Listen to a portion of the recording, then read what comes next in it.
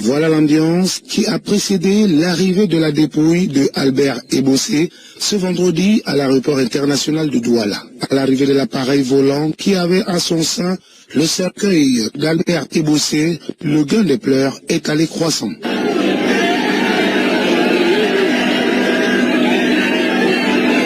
Ici, la joie avait cédé place à l'émotion, à la consternation et à la désolation qui en ce moment se magnifiait chez les membres de la famille, chez les amis et même chez les anciens encadreurs qui ont plutôt eu une pensée pieuse pour l'illustre disparu. Très bon souvenir, c'est ces souvenirs-là que j'ai envie de garder d'un footballeur extrêmement talentueux, un avançant qui avait toutes les qualités qu'on pouvait voir dans un attaquant, mais aussi de l'homme.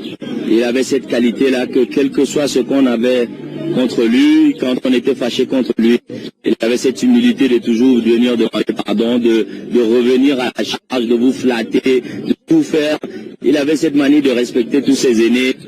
D'abord beaucoup de tristesse, mais en même temps, cette solennité que le premier sportif camerounais a voulu donner à l'événement nous reconforte d'être camerounais. Et je pense que nous allons accompagner sa famille et toute la grande famille sportive avec nos prières, c'est ça l'essentiel. Mais c'est un jeune footballeur que nous avons eu l'occasion de dépister à Coton-sur-le-Garonne. Je dois vous rappeler qu'il n'avait pas beaucoup de temps de jeu, mais mon conseiller sportif m'avait déjà dit c'est un très bon footballeur. On avait misé sur lui, on ne s'était pas trompé. À la vue du cercueil, haute consternation.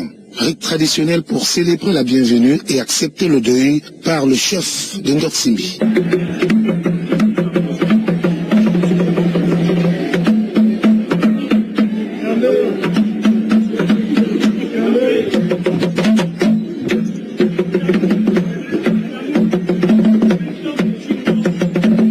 Bien que l'émotion ait été forte et même très forte tant chez les autorités camerounaises que chez les autorités algériennes, la parole de Dieu aura tout de même eu sa place, tout comme les allocutions. Vous voyez dans quel état nous sommes. Nous sommes abattus comme tout le monde. Ça, c'est des moments très difficiles à surmonter. Ça, c'est pas autre chose. Hein. C'était quelqu'un d'extraordinaire, c'est quelqu'un d'affable, gentil. Il a su forcer le respect. Toutes les familles algériennes le connaissent, le respectent. Un grand monsieur. Nous venons de perdre un grand monsieur. Et c'est dommage. Comme l'a si bien dit l'Évangile, il a été rappelé à Dieu. Et pour rejoindre le philosophe, ce qu'il faut retenir est que tout enfant qui naît est assez vieux pour mourir. Laissons le temps au temps son temps. Pensée pieuse à l'illustre disparu. Depuis Mar-Vivien Foé, les obsèques d'un sportif camerounais n'aura suscité autant d'émulation. Telle une essaime d'abeilles, le fret de l'aéroport de Douala est noir de monde. L'annonce de la tragédie a fait le tour du monde et la mobilisation est sans doute proportionnelle à la perte que vient de subir la famille Bojangor, le sport camerounais et enfin son club, la JSK qui perd son meilleur buteur. L'implication diplomatique des deux pays est perceptible.